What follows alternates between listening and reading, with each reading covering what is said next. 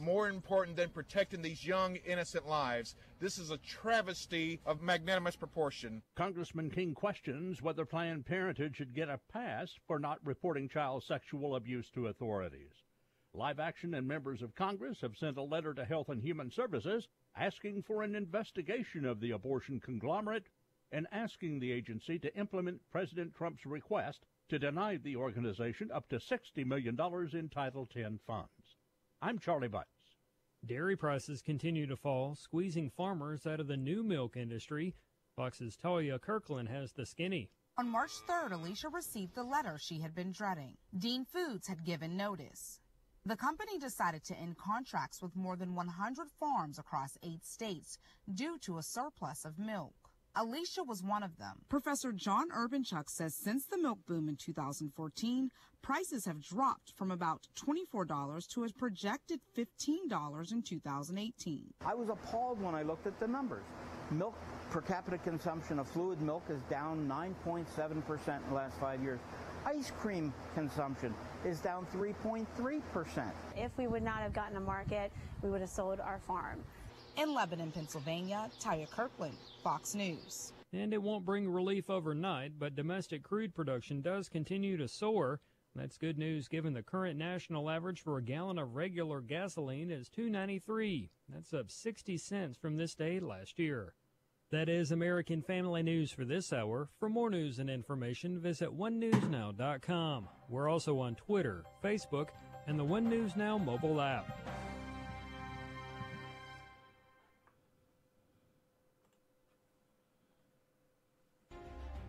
Abraham Hamilton III. God put us in this world at this time to be salt and light. We don't fold because of the darkness that we're facing. This is not the first time in the world's history that it's gotten dark. God has called you and I to be his ambassadors, even in this dark moment. Tune in to the Hamilton Quarter, weekdays at 5 p.m. Central on Urban Family Talk.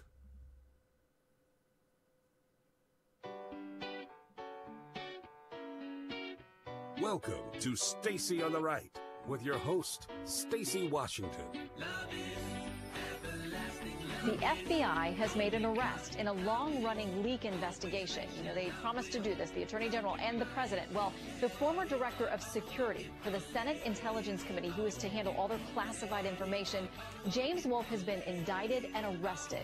He's accused of making false statements to the FBI while they were investigating leaks of classified information. Now, some of those apparently allegedly occurred as the Intel Committee was investigating potential Russian interference in the presidential election. Wolfe is charged with lying about his contacts with 3 reporters, including through his use of encrypted messaging apps. The Senate Intelligence Committee chair and vice chair say they are cooperating with investigators. Meanwhile, the New York Times reporting tonight that the DOJ secretly seized email and phone records from reporter Allie Watkins. The Times says the information seized predated her work there back when she was at BuzzFeed, and that, quote, FBI agents approached Watkins seeking information about a previous 3-year romantic relationship with James A. Wolfe, the Senate Intelligence Committee's former Director of Security, saying they were investigating unauthorized leaks. He's got a court hearing tomorrow. We will follow it. Scratch a scandal, find a Democrat. Welcome to the show. It's Friday. Yeah. So what do we have on the program today? Well, welcome. Thanks for being here today. Thanks for spending the afternoon with us. Appointment listening. Thanks for being here. The Tsarina of Truth on the right, Stacy on the right. And we have a great guest for you today in hour 2. We have, actually, she's coming on next segment, Julia Nista. She's a reporter for the Daily Caller. We're going to discuss news of the day. We have sad topics to kind of discuss and go over, and I want to connect those things up for you early in the show so we can kind of get to a little bit, we have to cover it all, but I want to get to some lighter things. One of the things that I found, obviously, really important to me with our oldest child going to college, and it's now that we start to think about what will she possibly do after college. And obviously her plans, only the Lord knows her true destiny of what she'll be doing in college, after college, etc. But you can always kind of hope and think, oh, well, will our kids move back to the town that they grew up in? For us, that's here in the Metro St. Louis area. And so I want to talk about some things that small towns are offering as incentives for millennials to ditch the big city. And I found this to be a little bit of American ingenuity mixed with genius. And so we're going to talk about that. And of course, the big story is that the president is in Canada, remote Toronto area, for the G7 summit, which would be the G8, but Russia was, messing around with Crimea and annexing parts of the Ukraine. And so they got the boot, which the president has also made comments about wanting them to come back in. And so I wanted to give you a list of current tariffs on American goods to coincide with the new announced tariffs that they plan to match us dollar for dollar for our new tariffs. And I think it's pure poppycock, but that's what they're going to do. So I'll clue you in on some of the tariffs that they have already had against us for decades, really. And what I find so interesting about the whole tariff discussion is that so many people think it's okay to really rip into President Trump and say he's being irresponsible for wanting to simply have equal footing with these countries that claim to be our allies. Is a person really your friend? I'll just pause at this question and feel free to call in. It's Friday. We always love to have our callers on Friday. 866-963-2037 are the call lines. They're wide open for you. Is a person really your friend if their friendship with you is predicated upon them being able to take advantage of you?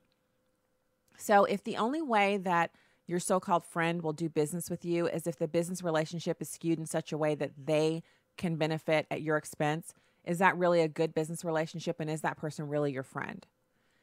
Just think about that for a quick sec. And so we'll get into that. So what you heard coming in was Shannon Bream breaking this story, an amazing story on Fox News. And so I spent some time this morning reading the reporter in question's Twitter feed, and the guy she was having the relationship with for 4 years. So she was a reporter. It's her senior year in college. Before she graduated, she began to spend time reporting, which is that's not unusual for people in the journalism field. For really any college student that wants to have a job when they graduate, they start working their senior year, usually even before that. They're interning, they're doing whatever, but during their senior year, they're working during the school year as well, trying to build up those chops, that resume, so that they can get that first job out of college. And they want to be hired at graduation. They don't want to be just sending out their resumes at graduation. So she was obviously really on the cutting edge. She was already working for McClatchy, DC. Now, McClatchy, that's respectable. That's hard news. She was reporting on the intelligence area, and she would be inside of Capitol Hill and other places. And there's a certain hallway that she used to actually frequent because of this work that she did. And that hallway is outside of the place where you'd see James Comey and Andrew McCabe and other really big names in the intelligence world coming up and down this hallway and going in to have these classified briefings with, Senate committees. So you've got this Senate Intel Committee security director. And unbeknownst to anyone at the time, he'd been having an affair with this reporter.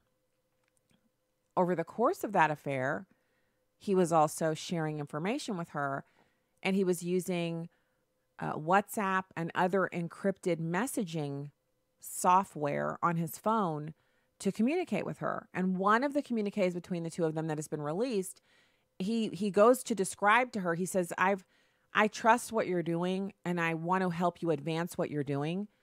And that's why I've given you access, because I believe in what you're doing. And so it's basically an admission that he shared information with her.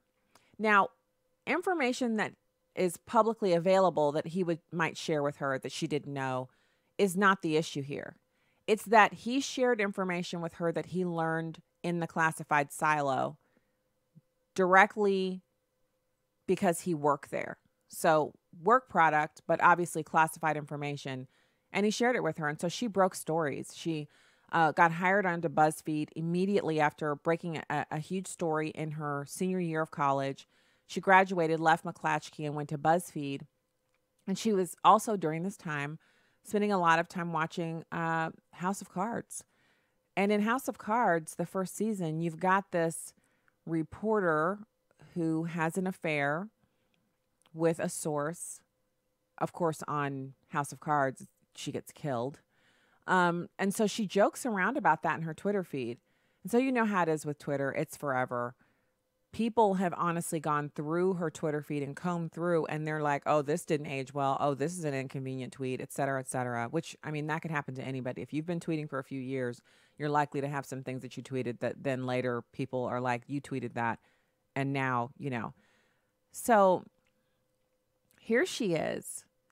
She's done all of this, and unbeknownst to her, Mueller subpoenaed all of her phone records, the cell phone records, meaning the text messages, the data, the location services, everything.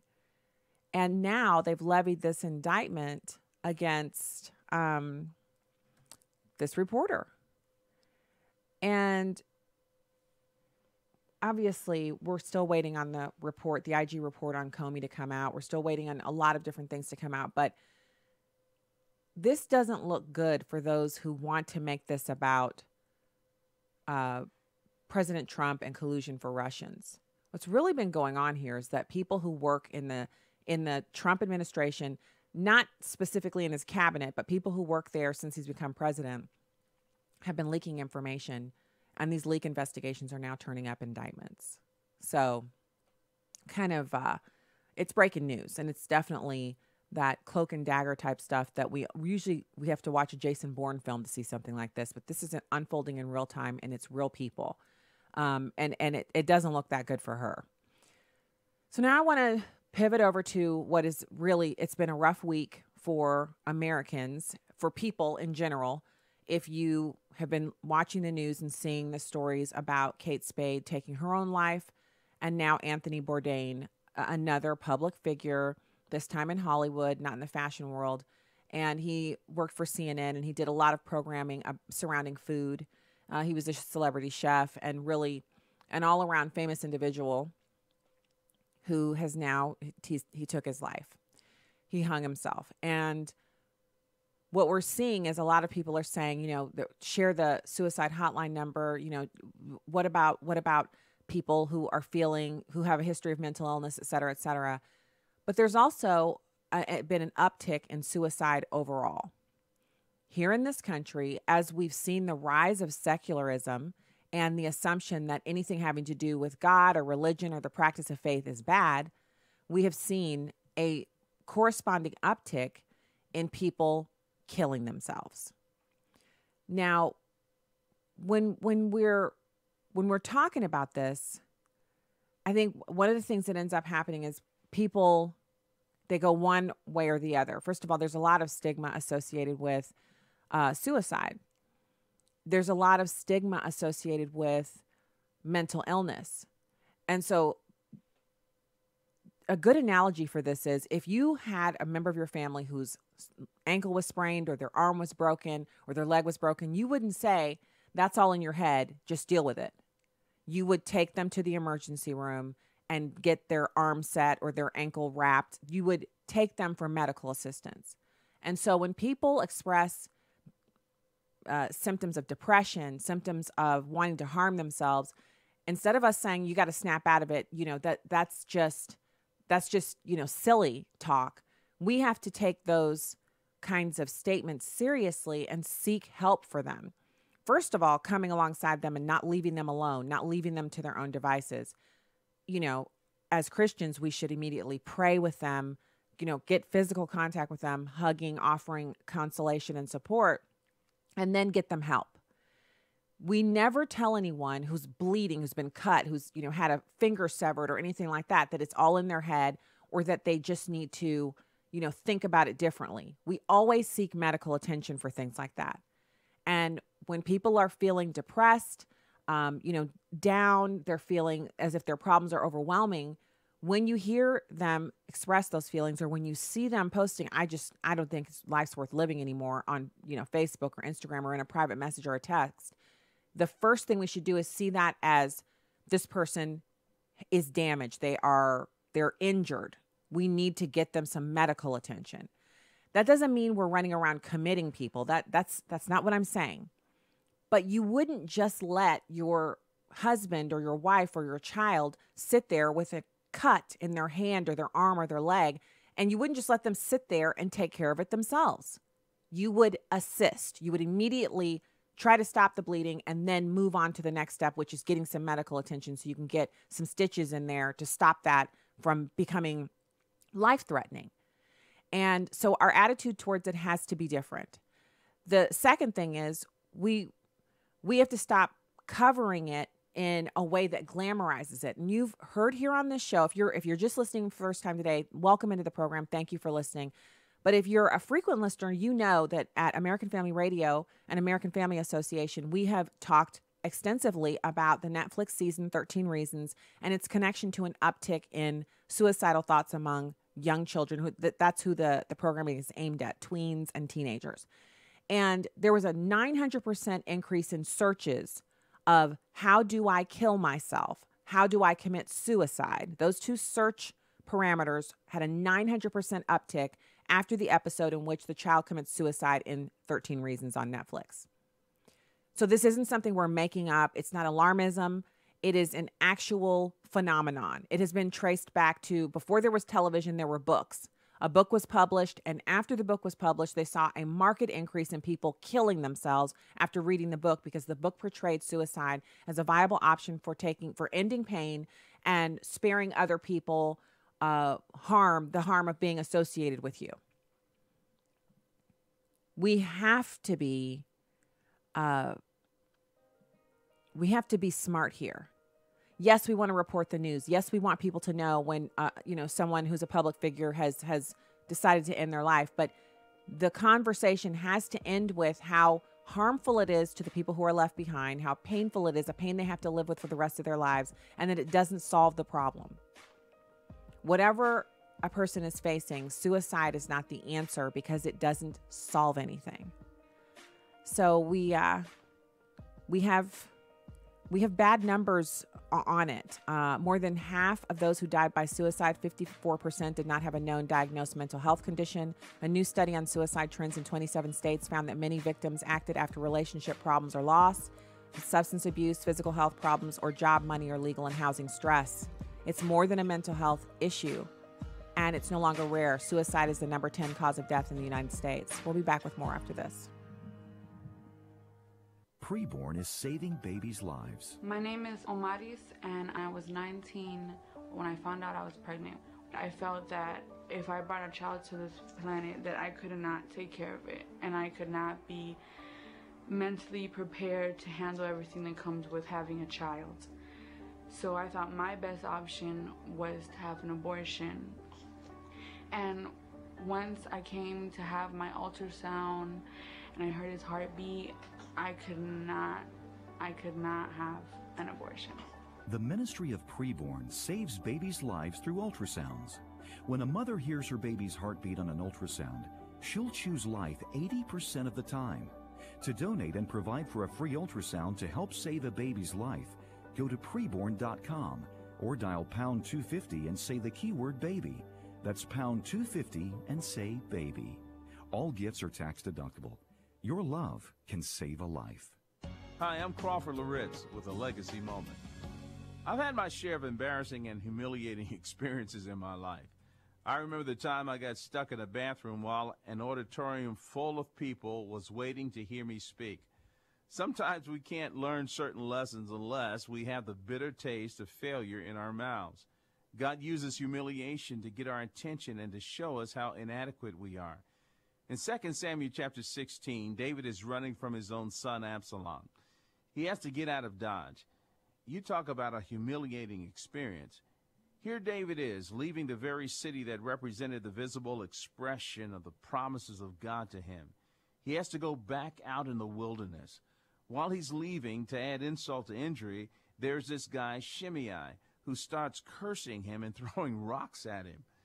Let's pick up the story in 2 Samuel chapter 16, verse 9. Then Abishai, the son of Zeruiah, said to the king, "Why should this dead dog curse my lord the king? Let me go over now and cut off his head."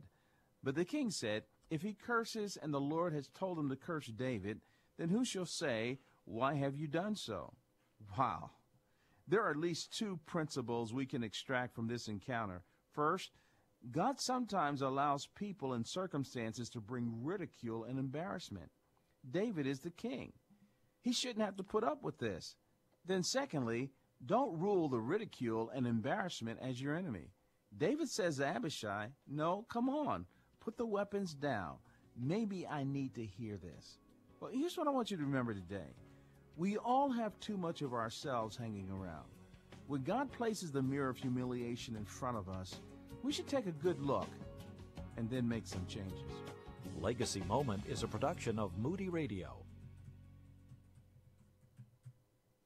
Welcome back to Stacy on the Right on Urban Family Talk.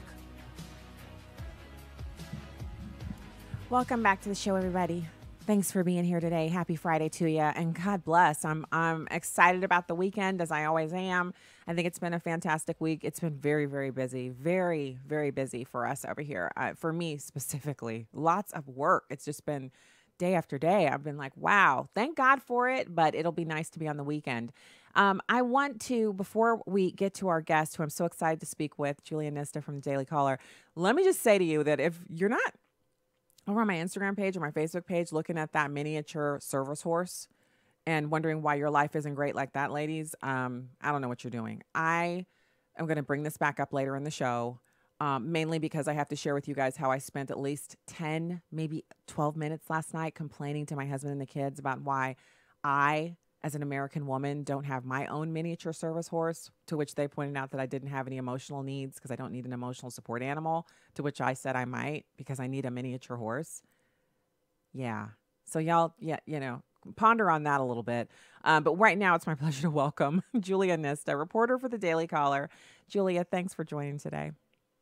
Hey, Stacey. Thanks for having me on. So do you have a miniature support horse? I'm waiting on my life to get this awesome. It's just I'm left out here. I don't have anything.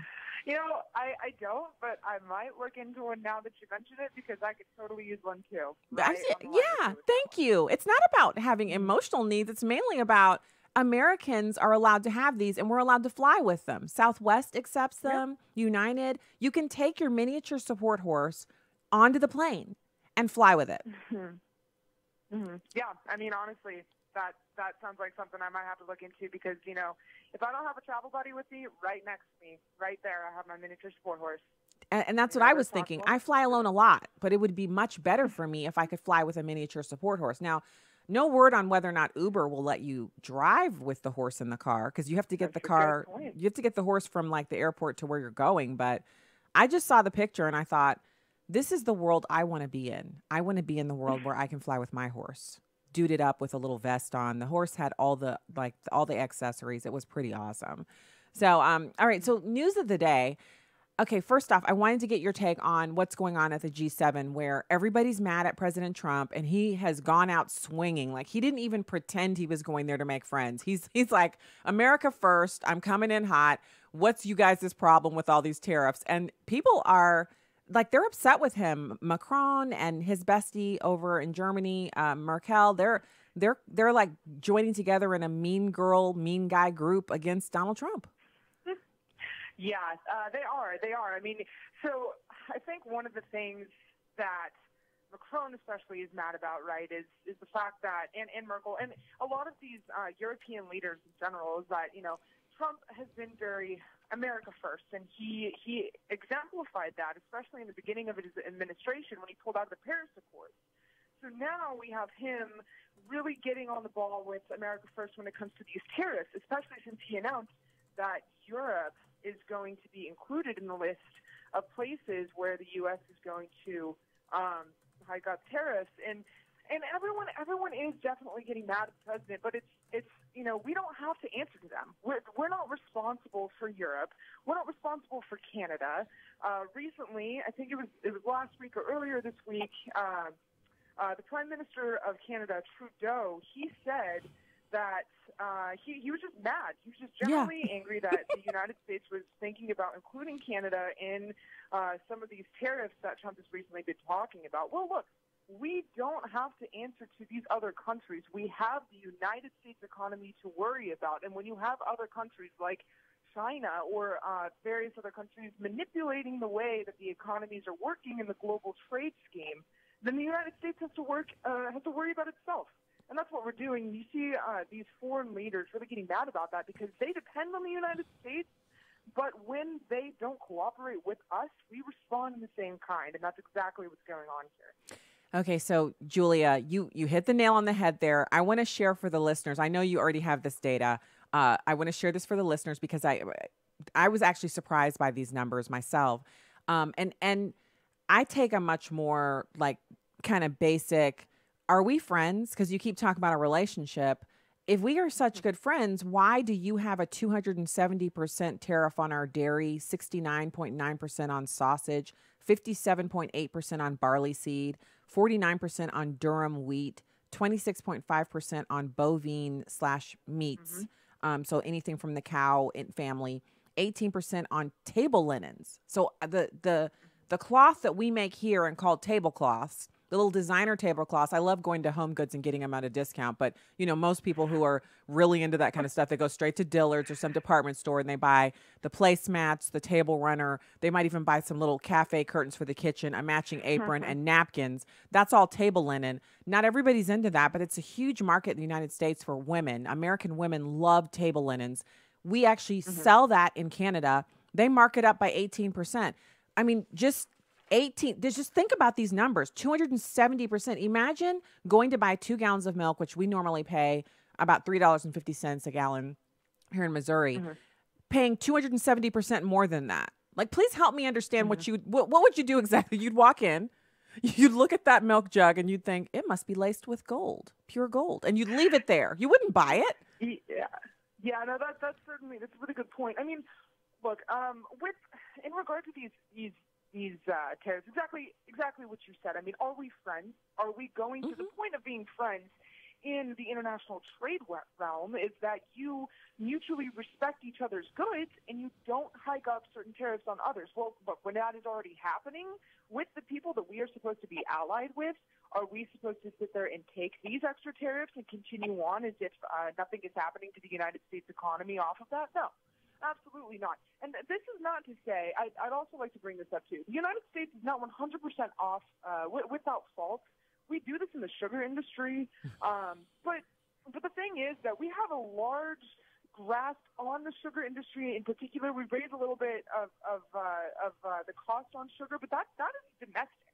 That's not international. That even when we do that, I mean, that has to do with certain corporations in the sugar industry in general.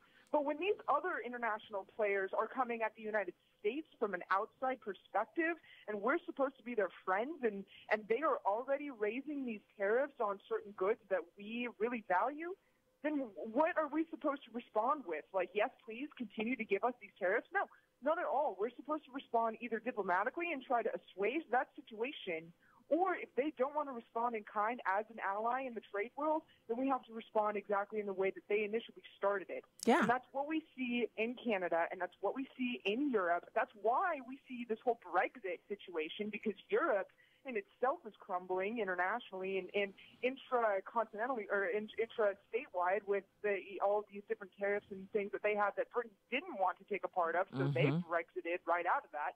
And so now that's what we're seeing with the United States in the international trade realm as well, is saying, look, if we're going to be allies in trade, we need to be allies. And if you're going to respond in a way that's not friendly, then that's exactly how we're going to respond to you. And so, Julia, you perfectly summarize the situation. I just want to point out, historically speaking, the reason we were okay with these tariffs 30 years ago, at the end of World War II, 40 years ago, when we first allowed the imbalance, it's because America was largely not impacted by World War II, which was waged in Europe, right? So their countries had to be rebuilt. And a part of that rebuilding effort was that we had bases all over Europe where American soldiers and their families spent billions, trillions, really, if you tally it up over the entirety of the time since the end of World War II to now, trillions of dollars, maybe even more than that, we spent in their economies, building up their economies, living there, traveling there, putting our military bases there, buying fuel, buying food, buying, we helped rebuild Europe after the war. So at some point, that imbalance was no longer needed because Europe was back on its feet. The different countries that comprise Western Europe were they were fine. But no one said, hey, that really awesome deal we've been getting, we need to go ahead and, thank you so much. You guys did a great job for us and we appreciate you. They were kind of like, yeah, America's still rich. They can still afford it. They can still keep giving us this because, we don't want to change the status quo. And most American presidents were listening to the wonks and everyone else. And well, I mean, it is the way it is, and our partners seem to really like it this way, and so we'll just leave it that way. It doesn't really hurt the American people. Well, now it actually is hurting us, and Donald Trump, as a business person, is looking at the bottom line, and he's saying, look, we got these trillions, 18 trillion in debt, to 19 trillion. I can't even keep track anymore of the trillions of dollars in debt that we have, and we're borrowing all this money every day, every minute of every day. We're borrowing money from foreign countries. We're also giving them billions of dollars in aid, and we're giving them billions of dollars in breaks on their goods and services sold here in the United States because of the tariffs that they've exacted on us. And he's saying the gravy train is over. The free buffet on the backs of the American taxpayers is over. I'm surprised we don't have everyone standing. Now, I'm talking about in America, standing ovation, really patting him on the back and saying, it's about time. Thank you. It's odd to see people arguing against him defending us and making things better for us in our trade negotiations. Yeah, exactly. I mean, look at the way that Europe is currently structured. You have, and the people who are representing Europe right now with the G7. Okay, it's France and it's Germany. Those are the two major players with a little bit of Spain in Europe. They, due to the structure of the EU, and especially with the structure of the Euro, Germany and France particularly are in charge of bailing out the failing countries. If you look at the 2010 financial crisis with Greece, we see with the smaller countries that want to be a part of the EU, that want to be a part of the Eurozone, they are riding on the backs of Germany and France. Who is asking for these tariffs and implementing tariffs on the United States? Germany and France. And it's interesting because they're using that extra money that they're getting from the United States, even though we're supposedly allies, they're using that really to prop up the failing structure of the EU and the failing It's structure a wealth of the transfer. I mean, honestly, Well, it's so simple. Yeah, so simple. It's really, it's wealth transfer from American taxpayers to failed countries in Europe who their bosses are France and Germany. Exactly. It's like an international global scheme, like you said, an international global scheme of really the European continent riding off of the back of the United States because their own economic structure is just failing so terribly. And so now we see that here with these tariffs, and the United States is saying, look, we are not responsible for you. We are not responsible for your failed economic planning. Same with Canada. Same thing going on there. I mean, they have failed economic planning. It's thousands of people, just in healthcare alone, thousands of people cross over the border because they have such poor healthcare into the United States to pay for private healthcare. In Sweden alone, you have two different types of healthcare systems, a private and a public one. You have the private because the public is just failing. And so we see that everywhere. And the United States is not responsible for the way that foreign countries enact their own economic planning. If they want to do that, they can fail on their own time. But for them to raise the tariffs on us when we're supposedly supposed to have this good economic relationship with them is unacceptable, and we see that. We do, and so you're totally on point, Julia. So you have a full understanding of this subject, and I wish what I wish is that CNN and MSNBC would have you on to explain this to Americans so that other Americans could understand it too. Because look, let's be real here. If people truly understood the scope of this problem, if they only shared one graphic, the one I'm holding up for our live stream viewers is one that I printed off that is from Fox News Channel, America's Newsroom, their morning show. And they have this graphic, Canadian tariffs on U.S. goods. If they don't show the whole graphic, just show the one that says 270% on dairy, 69.9% on sausage. Most Americans would be like, oh, that ain't right. And that would be the end of it. Like you don't have to convince Americans. You don't have to tell them the nuanced, World War II to now, blah, blah, blah. We used to need to do it. Now we don't. You could leave all that out and just show those two lines of information. And what you just said, You summed it up in less than a television segment why Donald Trump is doing what he's doing. Mm-hmm. Exactly. And look, if Canada wants to be great trading partners, there's a reason why we have trade for them. I mean, it's just basic economics. We trade with a variety of countries internationally for a variety of reasons. And B, we also do that too so that we can maintain a friendly relationship with them just diplomatically.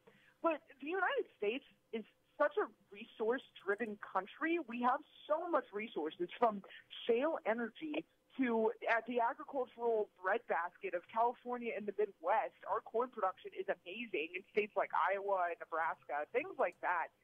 We could be so independent that we don't necessarily need to have this type of transaction with Canada. I mean, it's necessary to have international trade for a bunch of reasons, like I said. But look, we are really not dependent on Canada the way that Canada is dependent on the international realm. And same thing with Europe, and same thing with other countries too. The United States, from the East Coast to the West Coast, is just a huge resource-dense geographical location. And so from our own resources to our diplomatic needs, I mean, the United States is the reason why we're the world's superpower. It's because we have these things in our back pocket.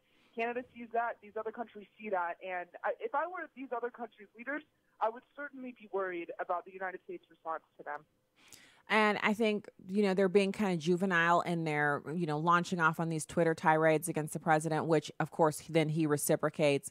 And that's all well and good, but we don't actually pass law by what the president tweets. And we don't actually make his tweets don't actually become legislation. So it's fine to pick fights and for them to kind of snub him. Apparently there's been some snubbing going on. He's leaving early, which I totally understand why he's not going to hang around and attend the environmental and climate change, panels. Like, what point is that? No need for that. That. He's got better things to do. It's the weekend. He should get home and be with his family. And I'm just also grateful for, on a Friday afternoon, your rapid fire on point commentary. Julia Nista, reporter for the Daily Caller. Thanks for joining us today. Thank you so much. All right. Talk to you again soon. We're going to be back with more. We're going to talk more about this, all of these issues, everything. And you can join us, 866-963-2037. Stacey on the right.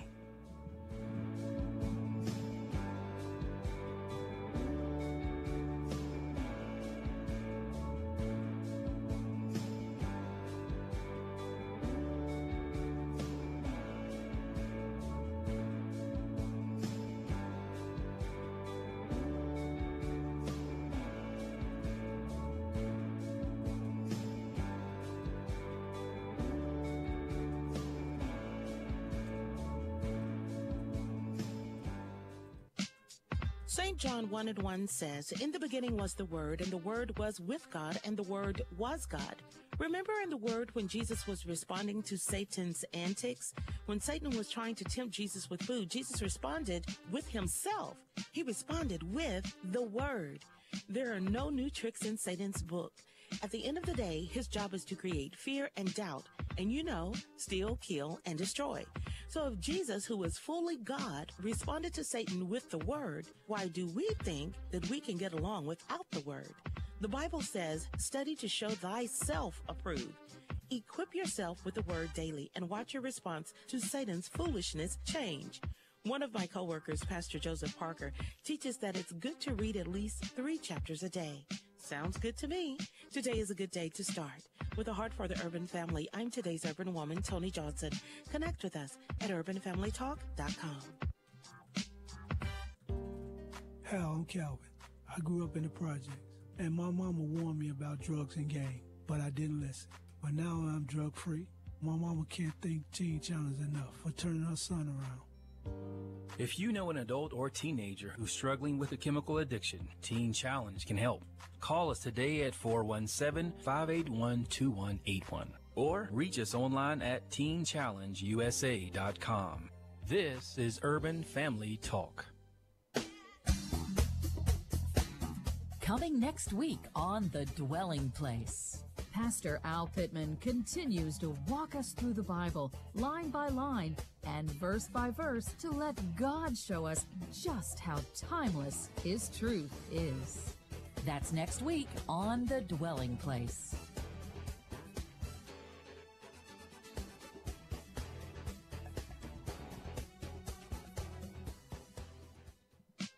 One of the first steps to becoming a Christian is recognizing our sinful nature. What makes this so difficult is that we have selective vision when it comes to our own issues. It's easy for me to see your faults, but when it comes to seeing my own, then my eyesight automatically gets bad.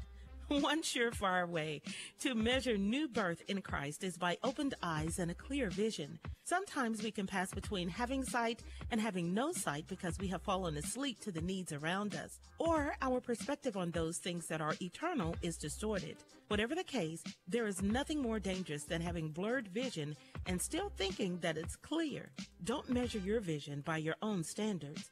It will be warped and distorted every time, but rather measure it by God's standards.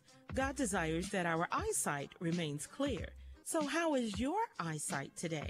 With a heart for the urban family, I'm today's urban woman, Tony Johnson. Connect with us at urbanfamilytalk.com. Welcome back to Stacy on the Right. So what we're talking about now is, can he and President Trump come to a face-to-face agreement, big dog to big dog, about is this actually going to happen? It's not about the details right now. This is a first meeting to size each other up. There's a bunch of people complaining, that Trump hasn't prepared enough.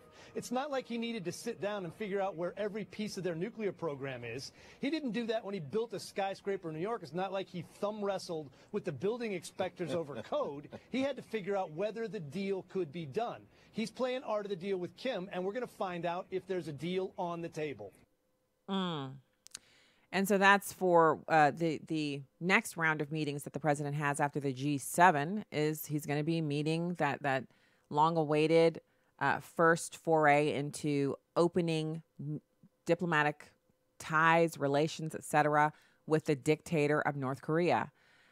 President Trump has even gone so far as to say that he would have the dictator of North Korea come to U.S. soil and even to Mar-a-Lago. And at first glance, I was like, wait a minute now. We have no dictators who've been killing American citizens coming over here. But what better way to completely reorient the dynamic for that little man is there than to let him come to the United States of America and really understand that all the things he's heard and seen on TV are real. So I withhold my approval or judgment at this point. I don't know what the president will end up actually deciding to do. All I know is the summit is set. The president is planning on going. The arrangements are in place, and I just look forward to seeing what comes out of it. This is historic territory we're entering, and for those who are naysayers of the president, really, I just wonder how can you really, honestly, continue on with the petty assaults and the petty verbal attacks? We got this kind of real action going on around the world, first at the G7, and then they'll be in Singapore, the president and the dictator of North Korea. They'll be talking. Yeah. So that was Jim Hansen talking about the president meeting Kim Jong-un. Very, very astute analysis there. Now I want to pivot over to, pivot back to this whole investigation and how it has kind of gone totally awry on this reporter. The president is actually outside of Marine One, and he steps before a podium and he takes a few questions from reporters, and he says the following. It's in number 4. Yes, I do have an absolute right to pardon myself, but I'll never have to do it because I didn't do anything wrong. And everybody knows it. There's been no collusion. There's been no obstruction. It's all a made-up fantasy. It's a witch hunt.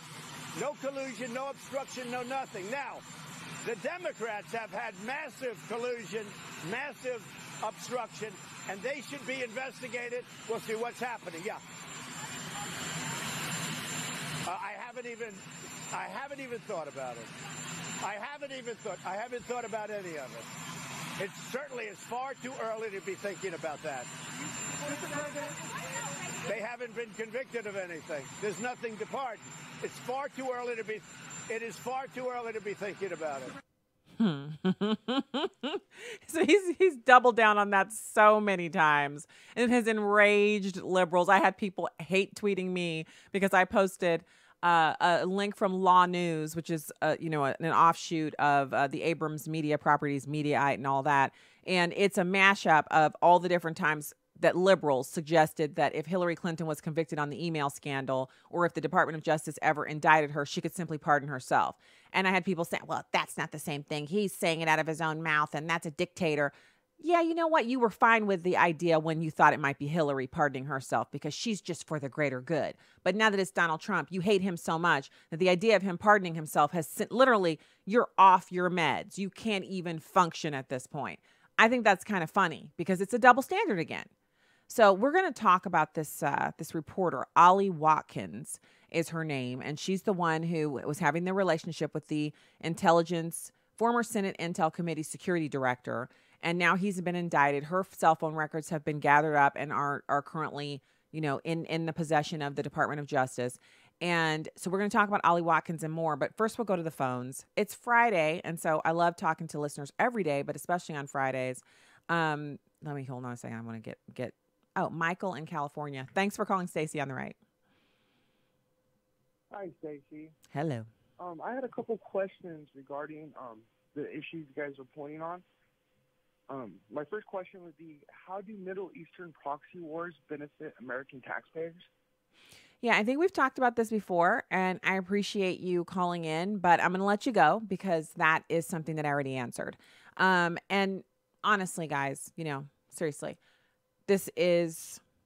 I can't end any wars. And certainly if you don't like the wars that we're engaged in as a country, you have to vote for people who want to disengage us. The problem with that idea is that the Democrats nor the Republicans have the will or desire to extricate us from the Middle East. So, because we'd rather fight over there than have the things going on over here on our homeland soil. So, there it is.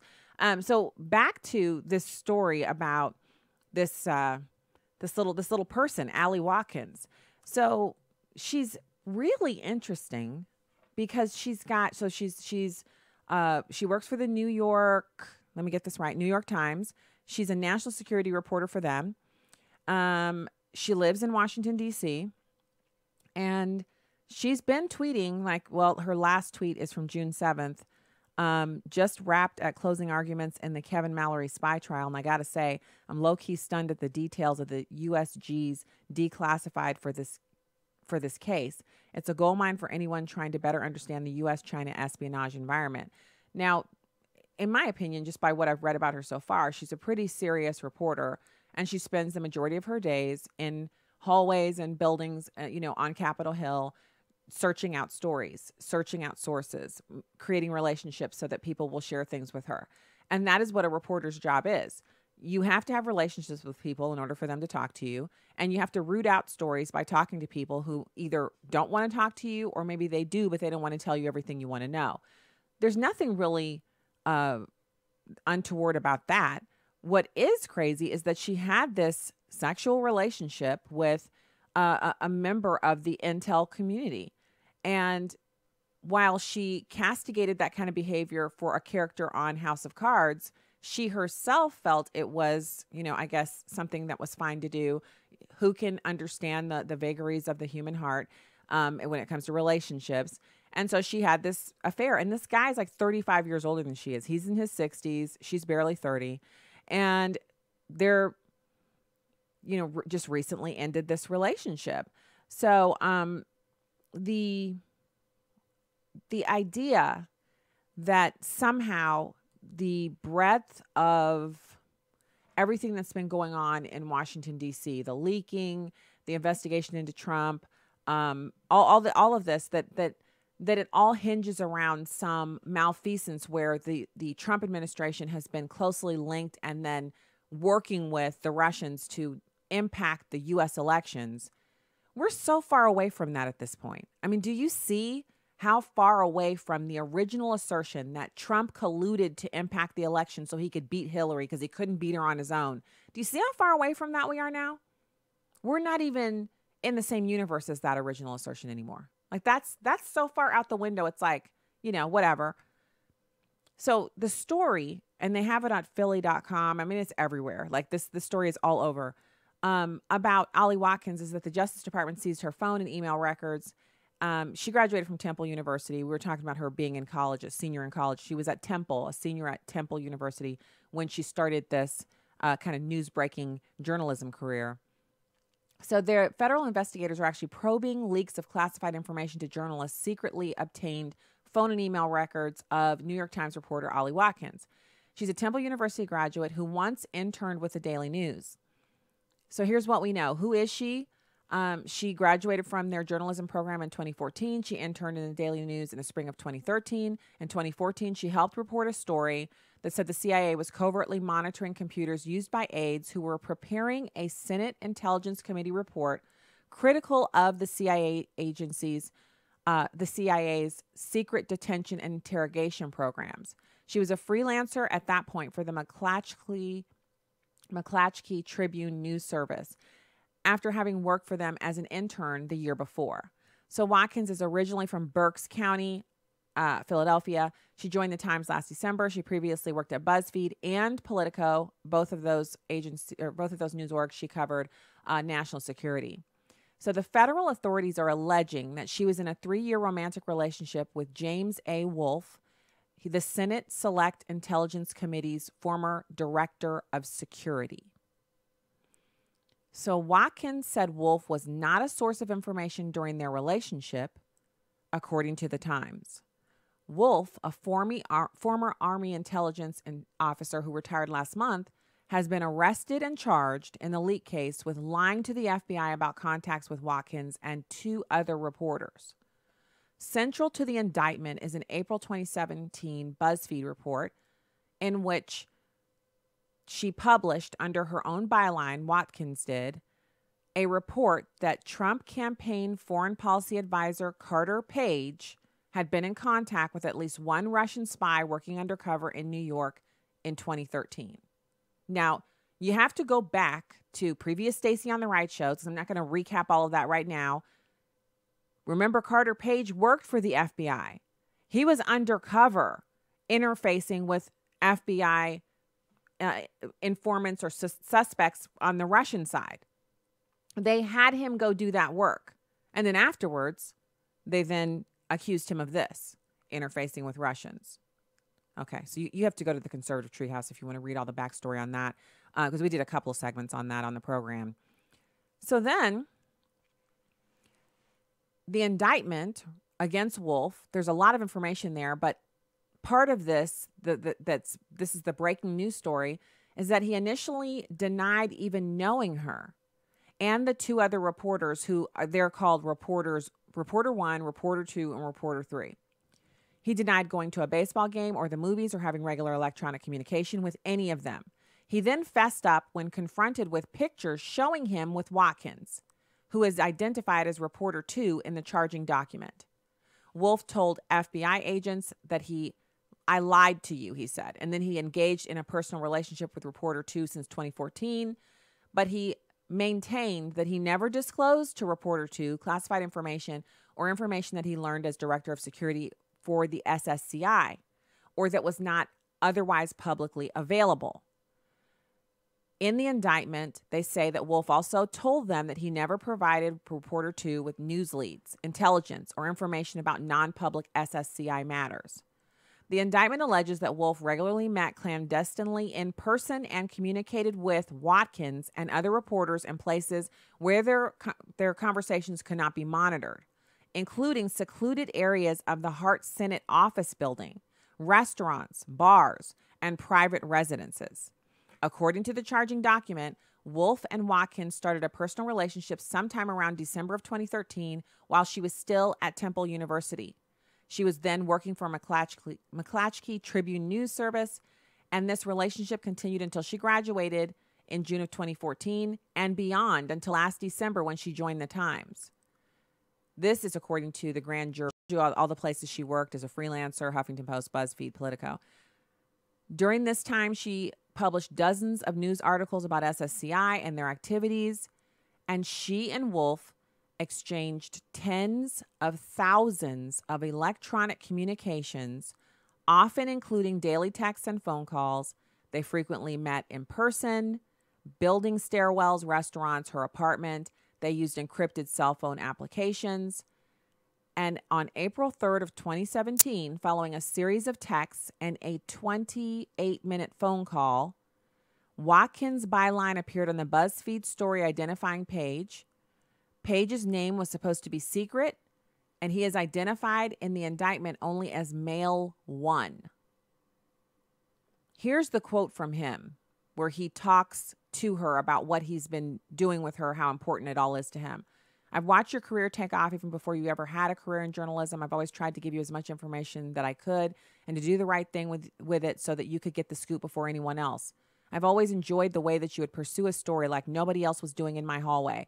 I felt like I was a part of your excitement and was always very supportive of your career and the tenacity that you exhibited to chase down a good story. This is the deception that occurs when you start having an affair.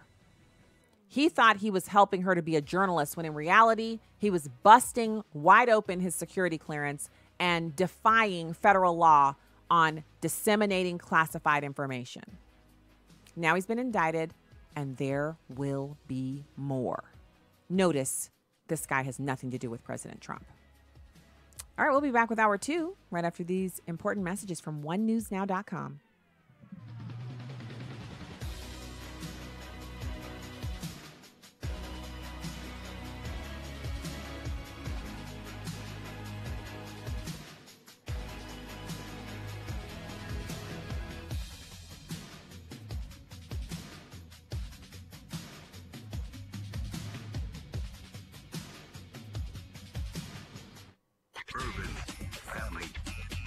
Urban Family Talk.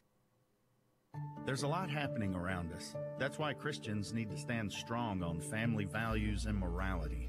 Hi, I'm Ray Rooney, editor of The Stand, a blog from the American Family Association. The Stand has timely, carefully written articles on relevant cultural issues that you can quickly forward to others. Visit afa.net/The Stand. Truth, wisdom, empowered. Urban Family Talk, a ministry of the American Family Association. For American Family News on the Hour, I'm Chris Woodward. The Trump administration is backing a lawsuit from state attorneys general and 2 governors that says Obamacare is unconstitutional. The coalition says that since Congress and President Trump did away with the individual mandate penalty or tax on people not buying government-approved health coverage, Obamacare does not have a leg to stand on. Paul Larkin of the Heritage Foundation thinks they are right on the money. What happened was, in the Obamacare case, the court split badly. There were 5 votes to uphold the constitutionality of Obamacare and 4 to strike it down. Justice Roberts was the 5th vote. He rejected the argument that it could be deemed a regulation of commerce. He said it could be upheld only if it were deemed a tax. Well, the 2017 Tax Act eliminated the tax that was attached to Obamacare. So it's kind of like saying, you know, I will buy a car as long as it's blue and then the car that shows up is red. It's not the same thing you made a deal with. So this statute that now exists doesn't bring in any money and therefore can't be defended as being a tax and therefore is very likely unconstitutional. They're going to ask the district court to resolve this quickly, and then they're going to ask the appellate court to resolve it quickly, and then the Supreme Court to take the case and resolve it quickly. More Obamacare news at onenewsnow.com. Christians nationwide are being called into action through prayer to oppose relocation of an infamous abortion facility in Alabama. More on that from AFN's Charlie Butts. Planned Parenthood in Birmingham is the target of the prayer assault because of its miserable track record. Terry Gensimer, who pastors the Charismatic Episcopal Church for Life in Birmingham, cites just a few of the concerns. Selling drugs, employees selling drugs on the lawn in front of the clinic. They've had numerous deficiencies over and over again. A very unclean place. They have done abortions on young girls as young as 13. Abortions that were never reported to authorities. So, after the abortion, the girls might have returned to the predators who impregnated them. The abortuary did shut down for a time after the drug sales became known, but it reopened. Complaints have been filed repeatedly, and there were meetings with top state officials, but the response to that effort came in the mail. We decided that we're not going to give them a problem with their license right now because of a loophole in the law in Alabama that says if you advertise yourself as an abortion clinic, you can have a license. Planned Parenthood is building a new Birmingham abortion factory, but Gensimer told AFN local pro-lifers will conduct an intense prayer rally Saturday morning at the clinic. And Christians throughout America are asked to bombard heaven at the same time to finally shut down the abortuary. I'm Charlie Butts. A rally is planned for next Tuesday in Sacramento to speak out against a controversial bill known as AB 2943. Groups including the California Family Policy Council say the measure would outlaw helping anyone with unwanted same-sex desires or gender confusion. Alliance Defending Freedom attorney Matt Sharp went so far as to say that it would make it unlawful for any person to sell books, counseling services, or anything else that helps these individuals. Kia is recalling hundreds of thousands of vehicles over faulty airbags. The airbags may not work in a crash due to a short circuit. The recall includes 2010 through 2013 Forte compact cars, 2011 through 2013 Optima midsize cars, and 2011 and 2012 Optima hybrids and Sedona minivans. Jeff Manasso, Fox News. And the Philadelphia Police Department is announcing a new policy on how to confront people accused of trespassing on private property. It comes 2 months after coming under fire for arresting 2 black men waiting for a colleague at a Starbucks. The men were not buying anything and were asked to leave. They refused. That's when police were called. Officers are now instructed to first attempt to de-escalate and mediate disturbances between property owners and accused offenders.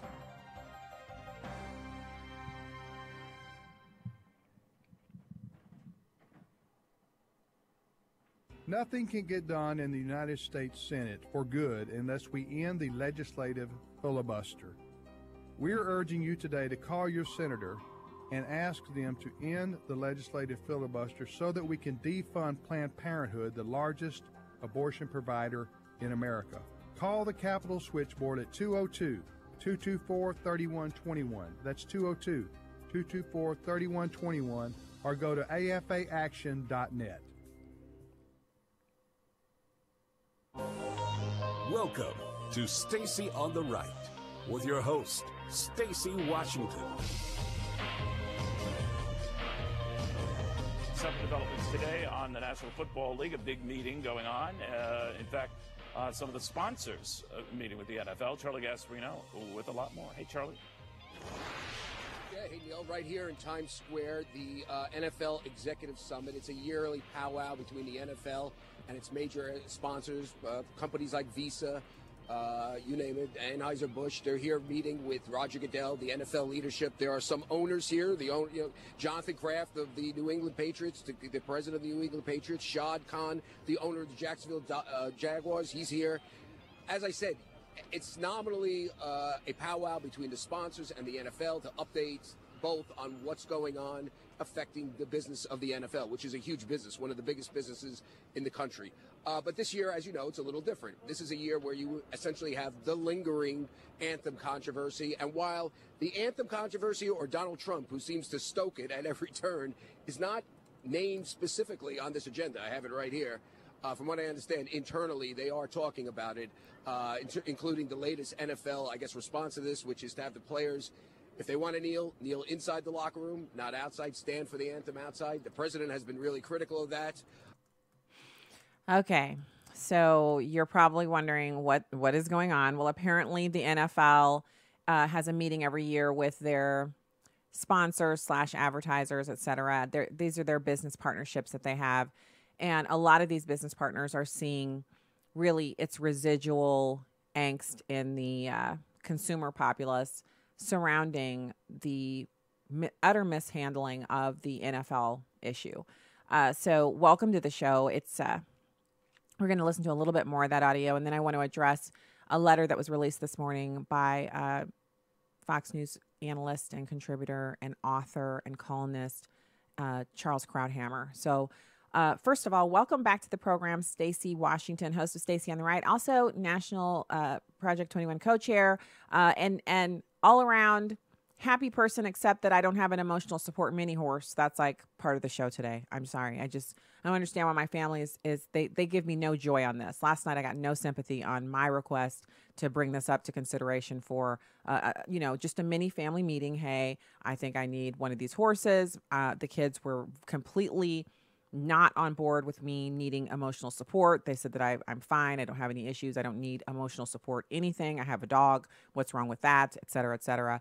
I mean, it got pretty brutal. I don't understand why my family is denying me this one request. I just want a mini horse. What's the problem? So, on the remainder of the program, we're going to be taking your calls at 866-963-2037.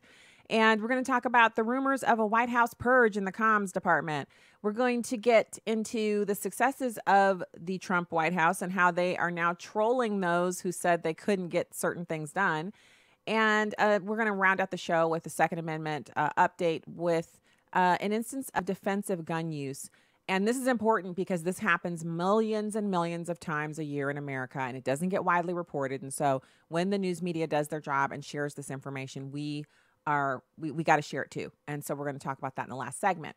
Now, you've got this reporter from Fox News. He's talking to Neil Cavuto about this whole NFL controversy and how they're having this meeting with their advertisers, and that the NFL sponsors are actually concerned about the anthem controversy and that it's going to continue on, even though the NFL has now made rules that really mirror the same rules that exist in the National Basketball Association. So basketball players are not allowed to kneel or otherwise protest during the flag, singing of the national anthem, et cetera, et cetera. And now the NFL has a policy that mirrors that. And so that should take care of the problem. But because some of the owners have said, well, we'll cover the fines. In other words, people are still going to protest.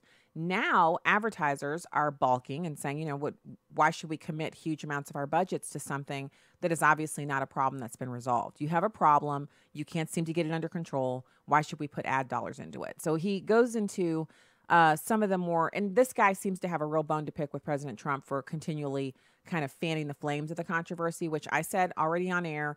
I think the president shouldn't tweet about it anymore. It's just making it worse. But he seems to have a bone to pick with the president as well. It's number 7.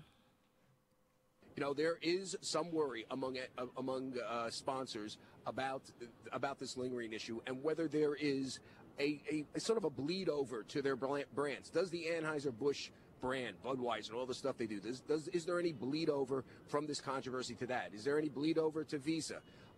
There have been some statistics out there that initially, when this controversy first happened, there was some problems. PepsiCo, for example, got a lot of flack from viewers and consumers calling into PepsiCo headquarters in Westchester, complaining about sponsoring the NFL while there was no specific law outlawing players from taking one knee. So this is still going on.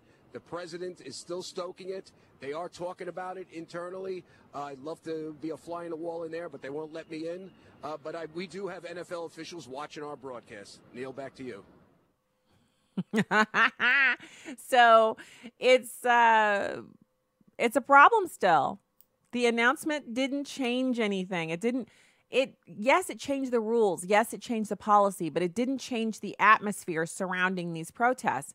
And I still maintain that when we look at protesting on the job, none of the rest of us are permitted to do it.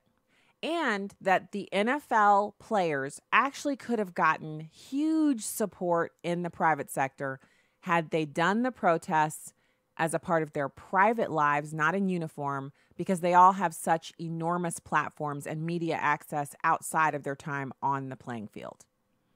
They could have really turned this whole thing around. And so, last bit of information on this story, you have President Trump actually reaching out to them again and saying, those who've been kneeling, do you have anyone that you know of that has been unjustly sentenced or convicted, and is innocent? Anyone who deserves clemency or a pardon, please send those suggestions to me.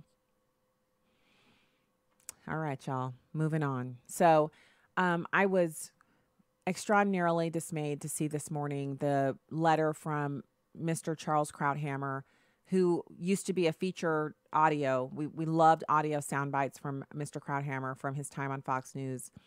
He's not a huge fan of Donald Trump. but there is there's no mistaking that the impact that he's had on American culture, decades of writing, dozens of books, and I dare say thousands of columns written since before he was ever a political pundit. He actually went to medical school, and he is a doctor, and he just is an extraordinary individual. And if you just want to have a taste of what kind of a person he is, you can obviously pick up any one of his books. But I actually listened to, this was, I believe it was last spring, I listened to a compilation of his columns, and they're read by him. And so you get to hear these columns read in his own voice. And the columns are not all political. Some of them are stories about people that you would never, ever know anything about, that he rooted out the information about them and shares them in a column. And it's just, there isn't anyone else like him. Obviously, we're all individuals. We're all unique. We're all made in the image of God. I feel like he's such a special person and such an amazing contributor to our national discussion.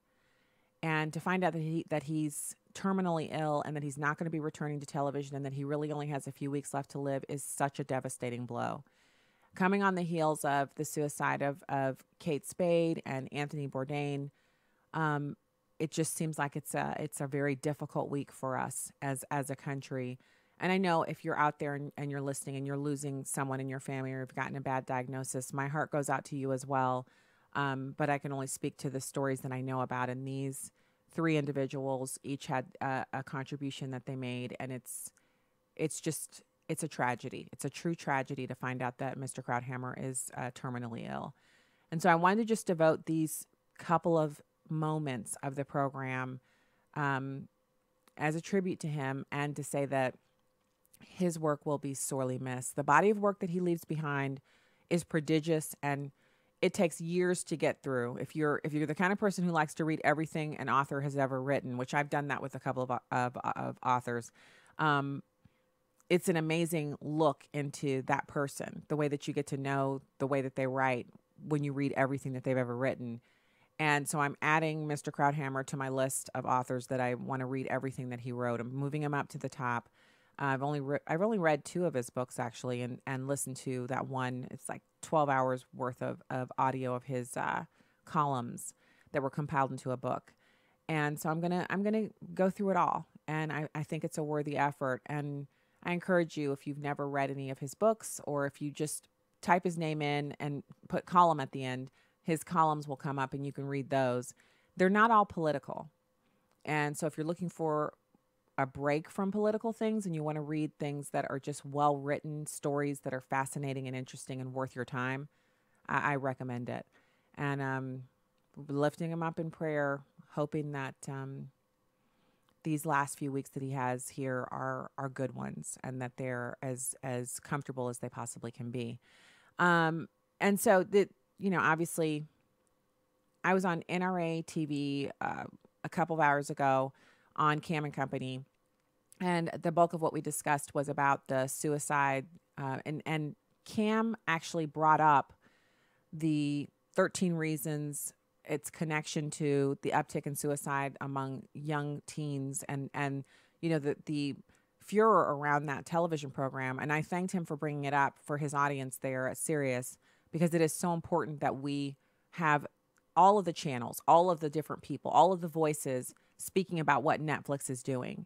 And I just renew my call to you, if you are at all concerned about children consuming programming that encourages them to kill themselves, to reconsider your affiliation with Netflix. We cut it off, and look, I'm still here. I'm still alive, still smiling and slamming and jamming. Yeah, and the kids survived too. It's been well over a month since we cut it off, and nobody died. It's pretty awesome. So I encourage you to think that through. Think about it. Also, in other news, before we get over to a little bit more on these small towns offering millennials all these incentives. Well, yeah, we'll get to that now. There's other news, but we'll get to all of it. This is a story that I think is really important for us because it just goes to show you how Americans can innovate. And so a lot of rural areas have seen a complete hollowing out of their young people. The young people grow up there, but instead of moving back, they go to college and then they move to the big city. Well, after they've lived in the big city a while and they see how unsustainable it is, and they start moving into that, they're coupling up, they're marrying, they're getting ready for that next phase of their lives, they realize the big city doesn't offer me any grass. It doesn't offer me the pace of life that would be conducive to a family. And so a lot of them then look to move someplace else. And the Midwest is a fantastic area of the country to raise a family. But how do millennials decide where they're going to move back to? Usually they don't move back to their small hometowns because there aren't jobs there. They don't feel like there's opportunity there. Well, I've talked to you guys about the HGTV show Hometown and that young couple who they're one house at a time renovating their home and attracting millennials back to this tiny town in Laurel, Mississippi. Well, this is kind of an extension of that, only it's been happening independent of any HGTV programming. And it's the Community Foundation of St. Clair County, Michigan. That's the first one I'll tell you about. They're actively working to combat the brain drain caused by homegrown students leaving for college and never coming back. They call it their Talent Retention Initiative. And the name of it is Come Home Award. It offers young college graduates with a STEAM-related degree an incentive of up to $15,000 to pay off their student debt if they move back to St. Clair County. So think about it. You're coming out of college, you got debt, and your hometown says, if you move back here, we'll put $15,000 against your student loans. That's an incentive, especially for these they want to pay off their student loans. Nearby Huron and Sanilac counties are also offering their own scholarships to try to bring back talent. The Community Foundation for Crawford County, Ohio awards their own Come Home scholarship of $10,000 to graduates who return home to establish their careers and more. I'll share more with you when we get back. We'll also take your calls, 866-963-2037. It's Happy Friday. And also, why can't I have my own mini support horse day on Stacy on the Right? I mean, somebody talk to my family. They don't want me to have one. All right. We'll be back.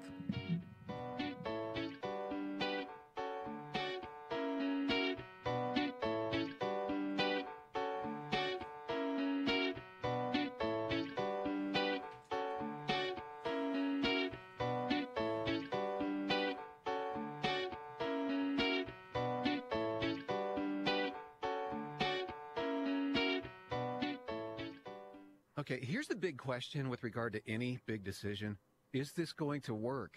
Well, if you've heard about MediShare, a brilliant way of sharing healthcare costs, you may have wondered that. Yeah, but does it actually work?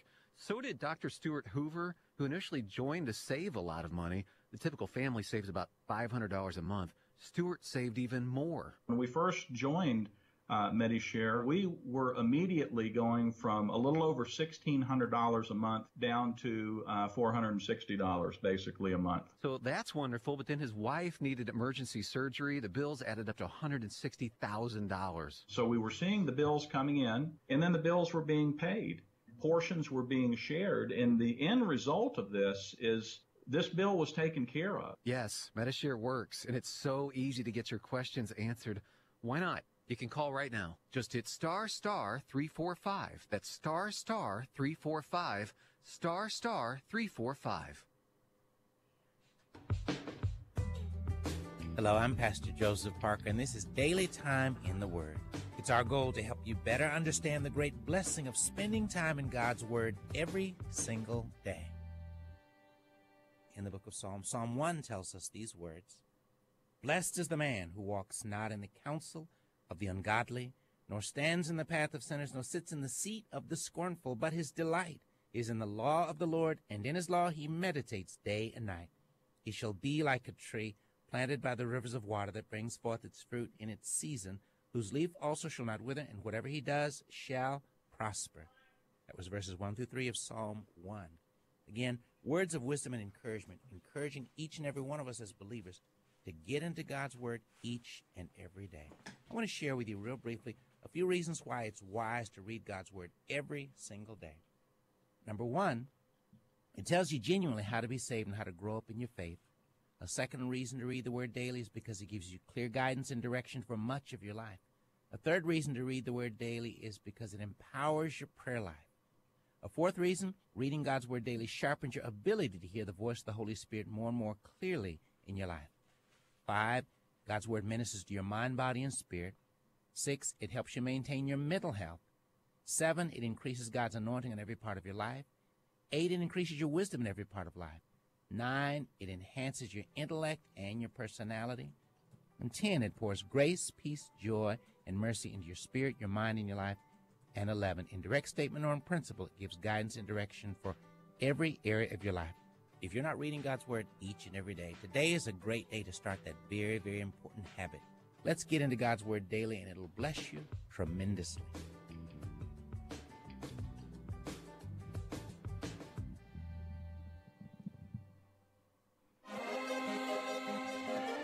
Welcome back to Stacy on the Right. Pam, I understand you're getting some new information about the White House communications staff. That's right, Wolf.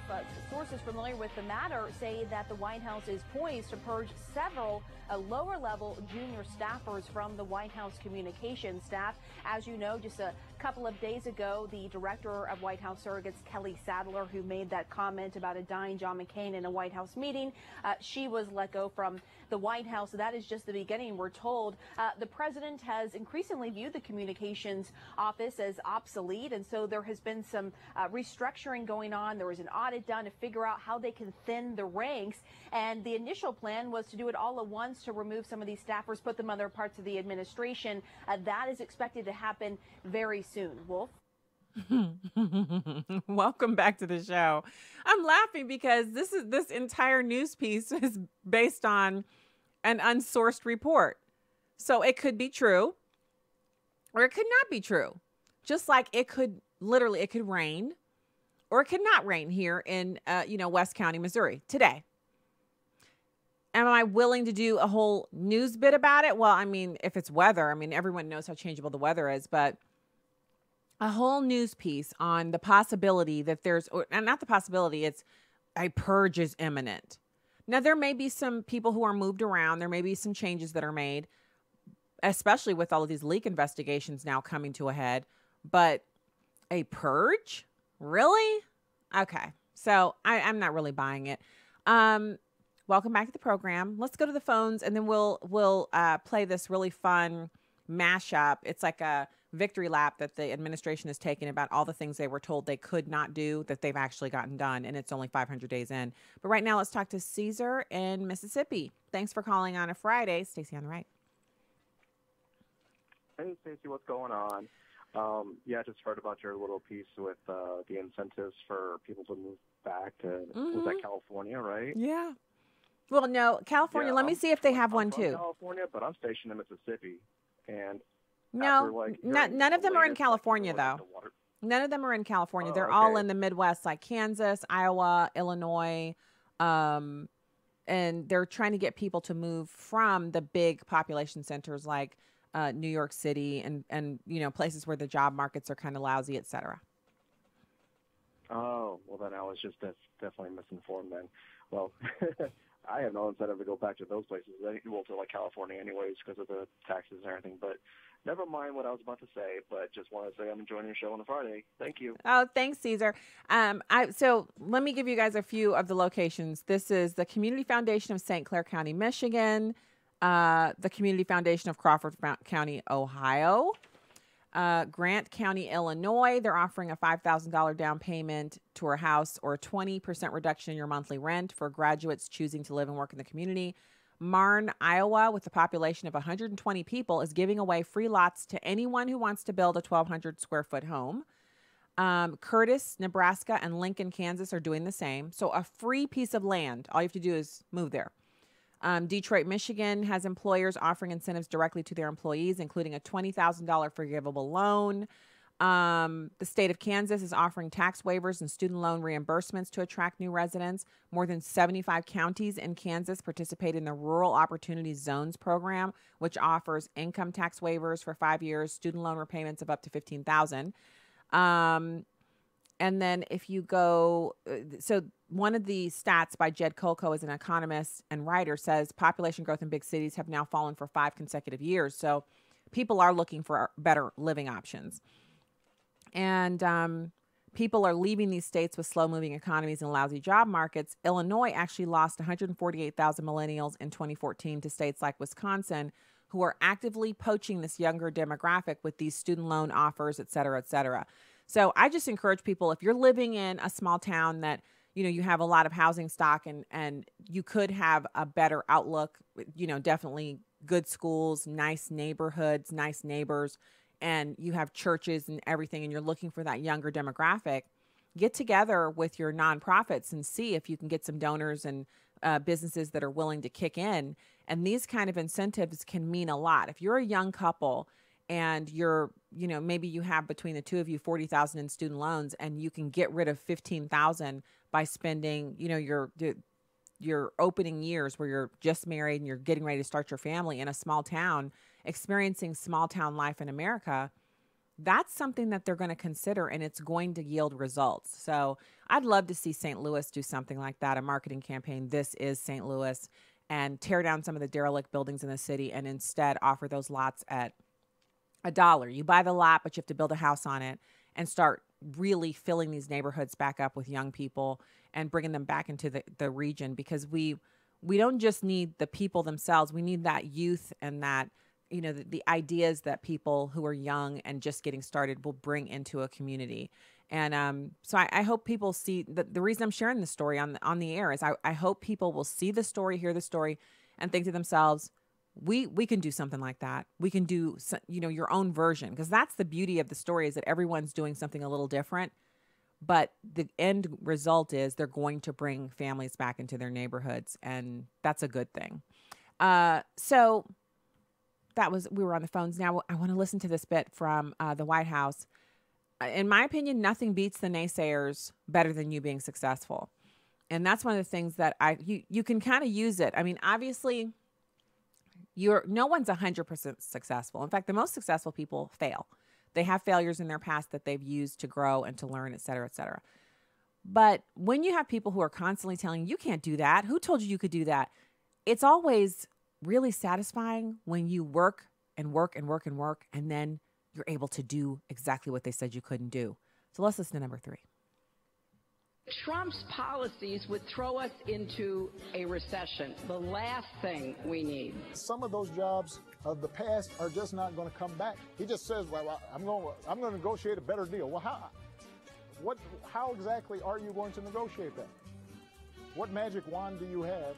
The Dow, well, it's gone up for 8 straight sessions, and it will go up, at least at the opening bell, again today. Companies are hiring. We know layoffs are down and companies are hiring. Unemployment for African Americans fell to a new low of 5.9%. Female job seekers, a low as well, 3.4%. Jobless claims dropping to 3.8%. In fact, we've only seen a number that low since 1969. Even the New York Times has to admit it. Check out this reporting. We ran out of words to describe how good the jobs numbers are.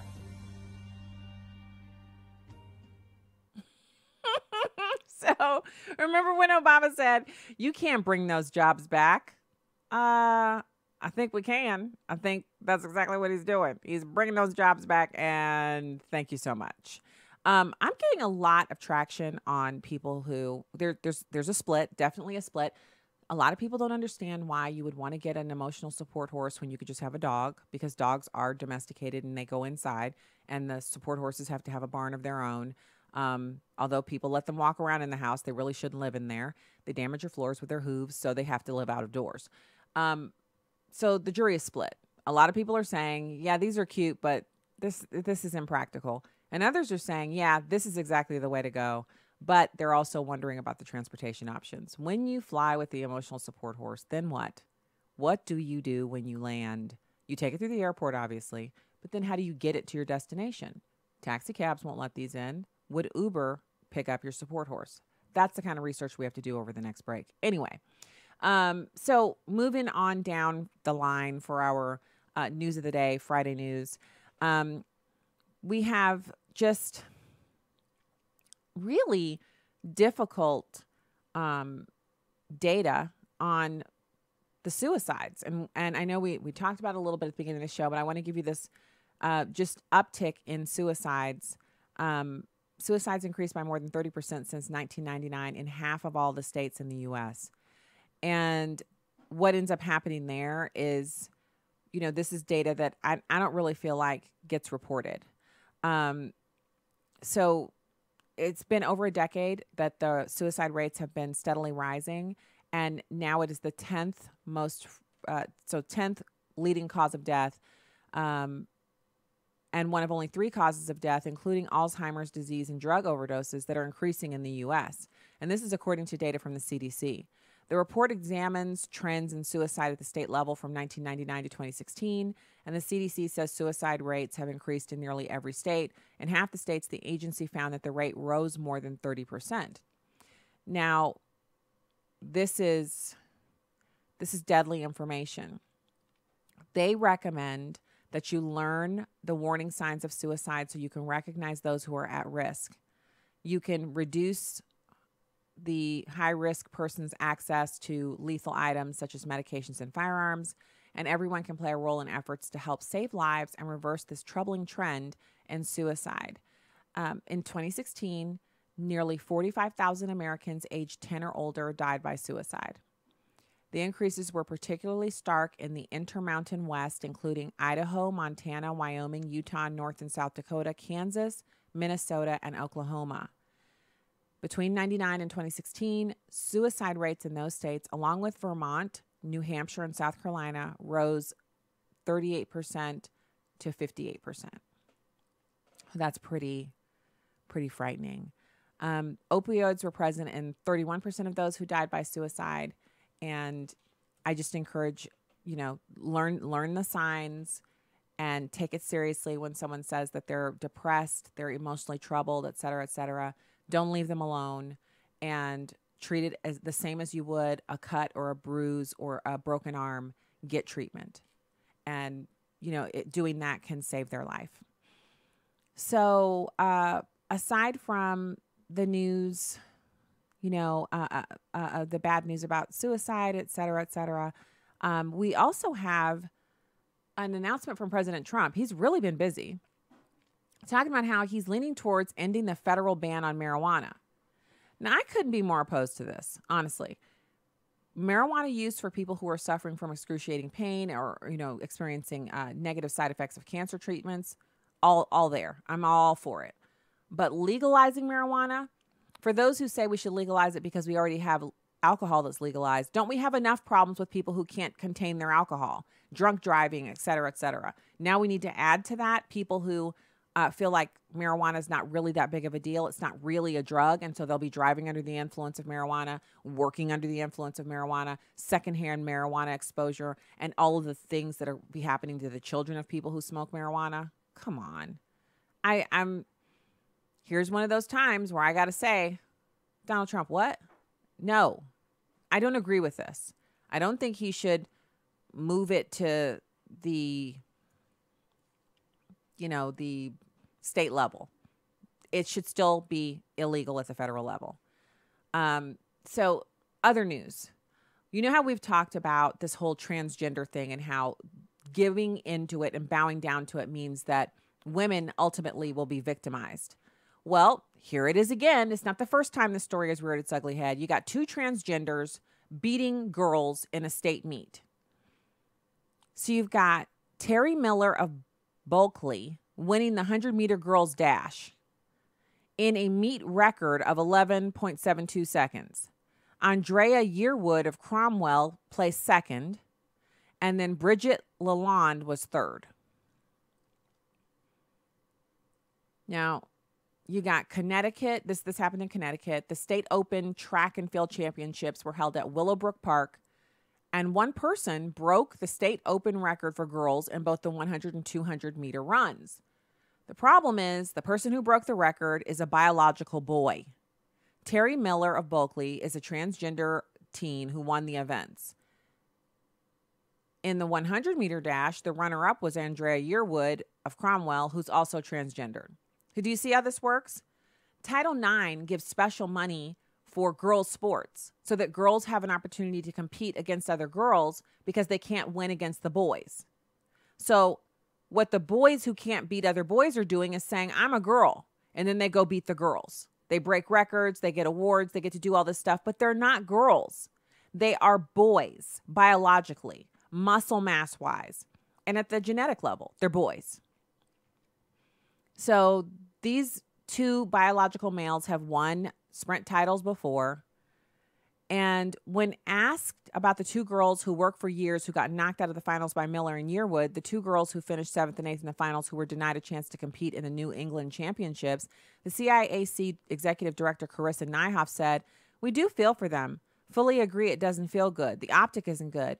But we really do have to look at the bigger issues that speak to civil rights and the fact that this is high school sports." That's not even an answer. Hillhouse coach Gary Moore told Hearst, Connecticut media that Miller should be able to compete, but the situation wasn't fair to the girls.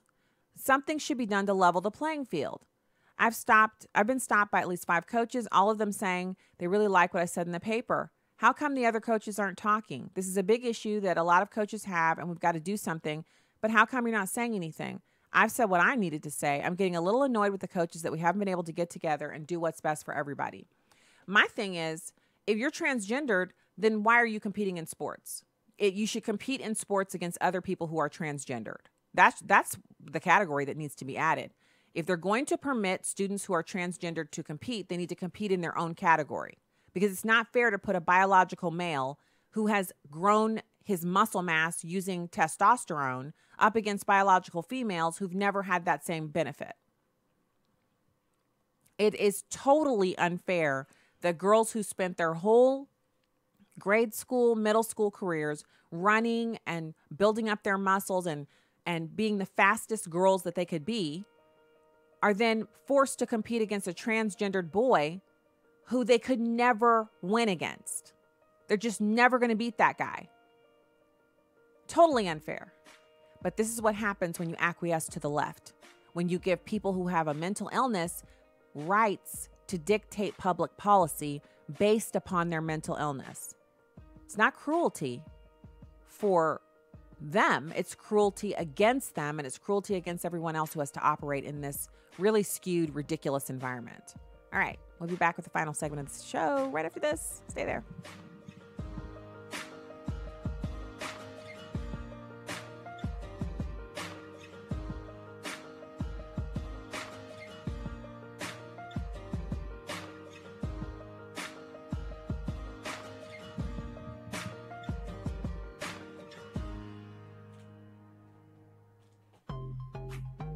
This is Just a Minute with Stacey Washington. Since the latest school shooter in Texas didn't use the boogeyman of choice, the AR-15, gun grabbers are using another tactic, fear-mongering. But are American public schools more dangerous? Bureau of Justice Statistics data show that American schools are safer than ever. Since the peak of violence in 1993, when there were 200 assaults per 1,000 students, violent acts have dropped dramatically across all tracked categories. So why lie about it? Because focusing on the frequent but still rare incidences of school shootings can be used to motivate voters. Only cultural change can actually save lives. 2 Timothy 1:7 says, "For the Spirit God gave us does not make us timid. It's power, love, and self-discipline." Pray over your kids and plug into their schools. It's time to put God back into education, not fear. I'm Stacey Washington. Find out more at StaceyOnTheRight.com. I'm Will Addison, Director of Urban Family Talk. We desire to be a movement of time tellers. In 1 Chronicles 12:32 it says, "The sons of Issachar were men who had understanding of the time, to know what Israel ought to do." In these perilous times, God is raising up a people of discernment who will see, pray, and act. We sound the alarm as watchmen. We cry aloud that God's people may be activated for his service. Join the movement at urbanfamilytalk.com. Listen to Stacy on the Right with Stacy Washington on Urban Family Talk. She's sharp. I mean, did you hear that? Pointed. Remember that you're not only a Christian on Sunday. And insightful. Deception and lies have been accepted as the norm from the Democrats. But most of all, she's on the right. That scripture from the Bible, it says the heart of the fool inclines to the left, just kept popping into my mind. Stacy on the Right. Now heard weekday afternoons from 2 to 4 Central on Urban Family Talk. Back to Genesis with Dr. John Morris, president of the Institute for Creation Research. Dr. Morris, what caused the Ice Age? Chris, as near as we can tell, the Ice Age came after the flood, kind of an after effect of the flood caused by the flood itself. The primary cause of the Ice Age was that snow accumulated in vast quantities and did not melt, as it piled up and turned into ice and began to flow as glaciers. The real need for enhanced snowfall is more evaporation from the ocean waters, and this would have happened if the ocean waters were warmer. We see from Scripture that the fountains of the great deep brought up superheated waters from deep inside the earth. I suspect that the floodwaters were significantly warmer than today. This evaporation provided the raw material for the Ice Age. Even though the Ice Age isn't mentioned by name in Scripture, it is intimated. Even the Ice Age goes back to Genesis. To learn more about creation, get our free DVD called That's a Fact. Call us at 800-628-7640 and mention the promo code FACT. This is Stacy on the Right on Urban Family Talk. A very scary situation for this East Memphis homeowner. He didn't want to be identified. He says quick thinking is the reason he's alive. Less than 24 hours after finding 2 burglars inside his home in the 1700 block of Myrna. You come in and see your stuff ransacked, you puzzling, you trying to figure out what's going on. The burglary victim says he was walking inside the house with a close family friend when they ran into the suspects. The victim's friend ran outside, and one of the suspects began allegedly shooting in his direction from the porch. They was outside the house, but they was still on the porch. But they was sparring at my play cousin. The homeowner, still inside, grabbed his AK-47 assault rifle. So I just let loose. Not knowing, I hit both of them. Both burglary suspects died. Our life is the last thing that anybody want to take. The victim says someone fired at his home last September. And today, another shooting claimed 2 lives. We in Memphis, you're going to need a gun. A gun he wishes he never needed, but used to kill 2 people who came to rob him. And his message to their loved ones. I'm sorry, but it was them or it was me. Welcome back to the program, everybody. So very, very sad for him. He actually sounds as if he would have rather done almost anything except be harmed himself. And so the choice he had was to allow himself to be harmed or to defend himself. And that's what he did. Welcome back to the show. Stacy Washington, host of Stacy on the Right. At Stacy on the Right on Twitter and Instagram. Happy Friday to you. You might want to hit the subscribe button if you want to see the newsletter, which will be coming out on Sunday evening. White House photos of the week, links and stories of interest. Good stuff. So let me know by hitting the subscribe button. Just put your email in there. We never share it. We never sell it. And I have no way of collecting your data because I don't know how. So it's simple and easy and safe for you. So aside from that really good story about this man who was able to use his lawfully owned firearm to defend himself in his home, I wanted to give you some data from this is from a trusted source, and there's a number of factors, according to her, on what is driving this uptick in suicide. And I want to give you this information to kind of, it's good info to have and to think about as we look at public policy and local policy, how we structure our lives, how we frame conversations around issues that are important to us. It's a good thing for us to be aware of these indicators, these drivers. First of all, there's a huge reliance in our country on pharmaceuticals. Obviously, I am not against people. If you're depressed and you go to the doctor and they recommend that you take medication, you're not going to see me advocating against that. Studies show that people who exercise and have regular interaction with people, meaning they don't spend all their time at home on their computer alone, isolated, and that regularly attend worship services, Sunday, Wednesday, that those people have a much lower incidence of depression. So exercise actually releases endorphins that help us combat those negative feelings. Reading God's word sharpens your mind and drives out the influence of the enemy. Gathering together with the saints provides you with that loving environment that can buttress you against the tough situations that we all face in our everyday lives. So reliance on pharmaceuticals, growing isolation of people. Well, I just kind of explained that. Secularization of society, a society that pans religion and demonizes religion, but doesn't provide a viable alternative. Here's your nugget of the day. There isn't one. There is no thing that takes the place of a relationship with God. What they call that God-shaped hole that we all have inside of us, you can fill it up with materialism, you can fill it up with ambition, you can fill it up with success, you can fill it up with other people, you can be philanthropic, you can be the best volunteer, you can do anything, everything to fill up that hole, but it's not that those pieces don't fit into that. There's one thing that's required there. And that relationship, when you engage in it, it satisfies and it fills up that space. So people who would normally call a prayer partner, people who would normally seek out a Bible verse, people who would normally say, my friend just invited me to a Bible study, I'm going to go, because that's a way for me to interface with other women or men or couples or whatever, millennials, people over the age of 40, that how they group the Bible studies together to make sure that you have something in common. So many different options, but we see the continued and ever increasing demonization of Christianity and faith. So people feel like, well, I don't want to be, everyone keeps saying how religion is the cause of all these problems. So they don't have anywhere to turn. And then there's the pressure to do it all, specifically for women. Now, men have always had this pressure on them to do everything and to be responsible for everything. But now you see this huge rise in suicide rates for women. And that's because we used to be able to say, I rely on my husband for this, this, and this, which frees me up to do this. One of the greatest success portions of our lives, my husband and I, in my opinion, is when we sat down early in our marriage and we decided that his career would be primary and that anything that I did would be secondary, and that whenever we were able to have children, I would be their primary caregiver so that he could focus on his career. Just making that decision freed me up from feeling the pressure to have to contribute during the years when our kids were, before they were born, I did work, but then after they were born, I started staying home, and I was able to do that because that was the decision that we made together.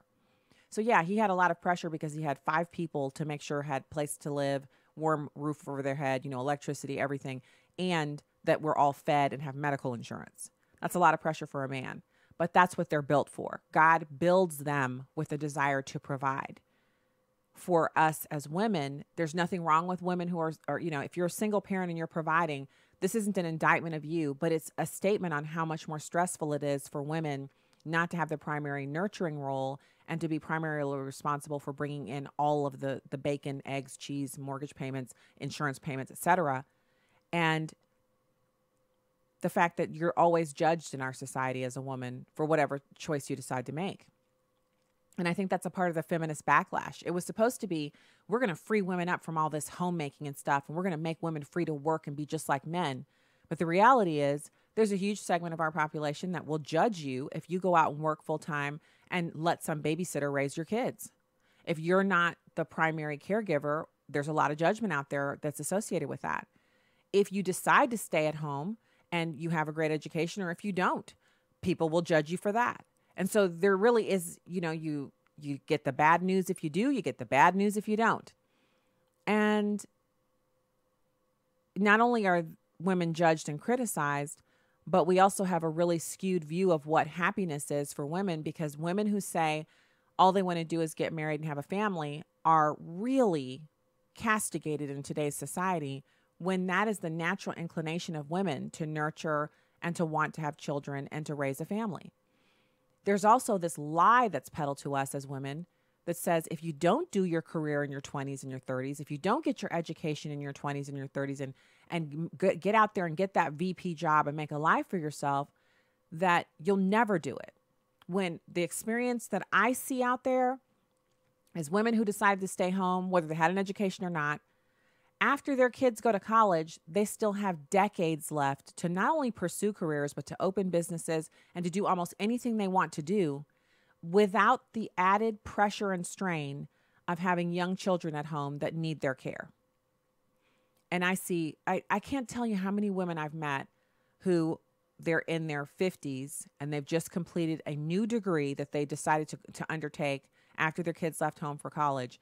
And then they go into that workforce and they have these careers, and it's just, but they're not worried about getting home at a certain time. They have only their husbands to care for when they do come home from work, and they're doing it because they want to. I believe women really can have it all, just not all at the same time.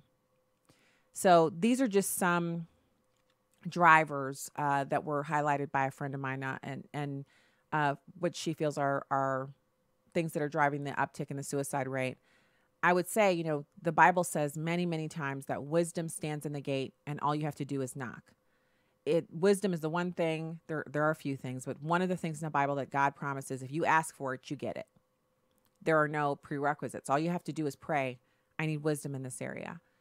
But when we take away the ability for people to say, God is always there, he always hears. If I pray, he's going to hear me.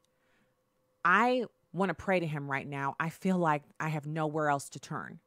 When we take away the ability to people to feel like that's something they can do by teaching them that they need to get a Ouija board, or they need to, call somebody else's husband or start an affair, or get their advice from some 1-800 number on television from psychics and things like that, we're giving these people not just terrible advice, but we're leaving the door open for them to be snared in and caught up in this trap, which is suicide. So, I just want to reiterate one more time on this Friday afternoon where the sun is shining. And if you're listening to my voice, you're still alive, and praise God.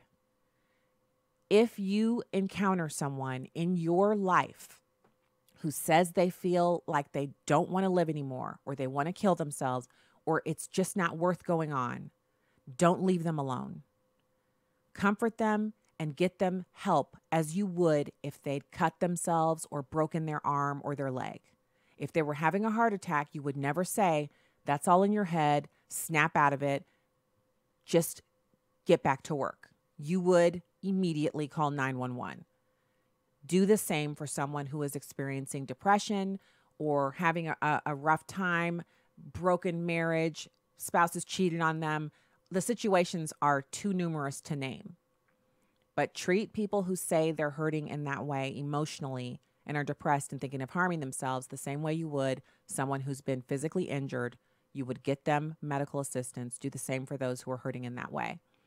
And for the rest of it, we as Christians can only pray for revival. We pray for revival to sweep through our nation, that God would return his hand of blessing and mercy to us, and that he would heal our land. The Bible talks about how the eyes of the Lord are continuously roving to and fro across the earth, looking for that righteous man that he can show himself strong in. I believe if you're listening to this program, you're that righteous man. You're that righteous woman. Live for him and pray over these situations. I believe we can make change in this country through prayer, that God is waiting to answer us, but we have to cry out. He will answer us. At the sound of our cry, he is faithful to answer. He always, always comes to our rescue. But first, we have to open our mouths. So a little preview for next week. We have so much cool stuff going on. I'm working on a project on Monday. I'm not going to tell you guys what it is just yet, but it's something cool. But on Monday, we have Lauren Zelt, Republican strategist. And so he's been on the program before. He's gotten a promotion at the White House. He's now working in a totally different area. I actually got to meet him twice. I've met him twice now. Once at the White House when we took the blueprint, A Better Deal for Black America, to the White House staffers. One of them was our good friend, Jerron Smith. He's got this promotion. He's going to come on and talk about that and news of the day on Monday. He's a White House staffer. Great new job. I'm not going to tell you what it is until Monday when he comes on the program. And then we also will have Jack Devine, president of the Arkin Group, 32-year veteran of the CIA. I cannot wait to speak to him about all of these developments. We're sure to have more news over the weekend and Monday. And so he's coming on Tuesday. And then on Wednesday, we have openings. We're hoping to get Josh Hawley in to do that interview that we were going to have earlier this week. Angela Morabito, Stand United, and others are going to be joining us on the program next week. So I'm always excited to see our guest list and what we're able to put together. And I'm always excited to head into the weekend. So for me, I'm obviously going to be broaching this support horse thing again. I'm going to the movies, and I'm going to be doing some gardening and cleaning up and finishing some projects that we started last weekend and the weekend before that, because there's always a project going on here because we have a fixer-upper. And, of course, going to church. Can't wait. And we've been participating, my daughters and I, in this Bible study here locally that's for young women. It's about marriage, and it goes through, before you're married, when you're engaged and thinking about getting married, and then during marriage, and then more developed marriage, like you've been married for a while. It's a really great Bible study, and we've been enjoying going to the sessions together, me and the girls. And so it's been a real blessing to be a part of that. I want to say thanks to my producers, to everyone who works at American Family Radio and engineering and all the different areas that make this show sing on a daily basis. I want to say thanks to my executive producer, Devin Patrick, who totally rocks. I hope you guys understand what I'm talking about. And my boss, Will Addison, who is the general manager of Urban Family Talk. So all that good stuff. God bless. Thank you to everyone. And I'll be back with you on Monday. Have a great weekend.